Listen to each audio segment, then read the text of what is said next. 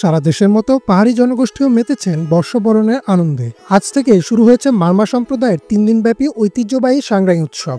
14 April সকালে জেলা সদরের পানখাইয়াপাড়া বটতলায় মারমাদের ঐতিহ্যবাহী সাংগ্রাই উৎসবের উদ্বোধন করেন Khagrachhari region commander brigadier general Sharif Mohammad Aman Hasan. এরপর শুরু হয় বর্ণাঢ্য র্যালি। ঐতিহ্যবাহী জলকেলি বা জল উৎসবে তরুণ তরুণীরা একে অপরের দিকে পানি নিক্ষেপ করে উল্লাস প্রকাশ করেন। মারমা জনগোষ্ঠীর বিশ্বাস, এই পানি উৎসবের মধ্য দিয়ে অতীতের সকল দুঃখগ্লানি ও পাপ ধুয়ে মুছে যাবে।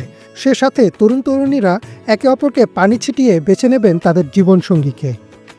সবাইকে বাংলাবা। আজকে আমাদের এখানে সাংগ্রাই উৎসব চলছে।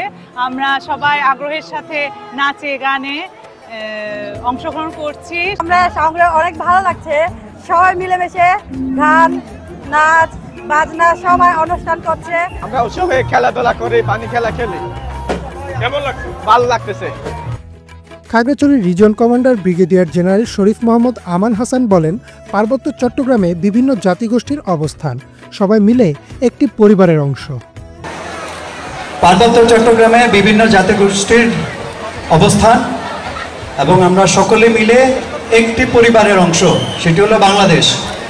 এবং পার্বত্য চট্টগ্রামের বিভিন্ন সম্প্রদায়ের ভাষা সংস্কৃতি, তাদের রীতিনীতি সকলেই পৃথক এবং বৈচিত্র্যপূর্ণ।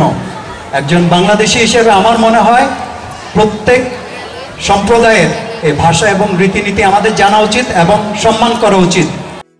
এদিকে পার্বত্য চট্টগ্রাম উন্নয়ন বোর্ডের সাবেক চেয়ারম্যান ও সাবেক সংসদ সদস্য ওয়াদুদ ভুইয়া বলেন, হাসিনামুক্ত পরিবেশে পাহাড়ের মানুষ সেরা উৎসব পালন করছে। এর মধ্যে পাহাড়ি বাঙালির সম্প্রীতির বন্ধন আরো সুদৃঢ় হবে। হাসিনামুক্ত পরিবেশে পাহাড়ে এবারে শ্রেষ্ঠ সবচেয়ে সেরা পয়লা নববর্ষ উদযাপন হচ্ছে। একদিকে চাকমাদের বিজু হলো চমৎকার ভাবে, আবার মারমাদের সাংগ্রাই হলো, ত্রিপুরাদের বৈশু চলছে এবং বাঙালিদের বৈশাখী শুভ নববর্ষ চলছে। এক যেন অপরূপ খাগড়াছড়ি নতুন বর্ষকে ঘিরে চলছে। ফ্যাসিবাদ মুক্ত পরিবেশে এবছর বৈশাখী উৎসবে বাড়তি উৎসাহ উদ্দীপনা। এই উৎসবের মধ্য দিয়ে পাহাড়ের সাম্প্রদায়িক সম্প্রীতি আরও সুদৃঢ় হোক, এমন প্রত্যাশা জনপ্রতিনিধি সহ সকলের। Desk report, Bangla vision.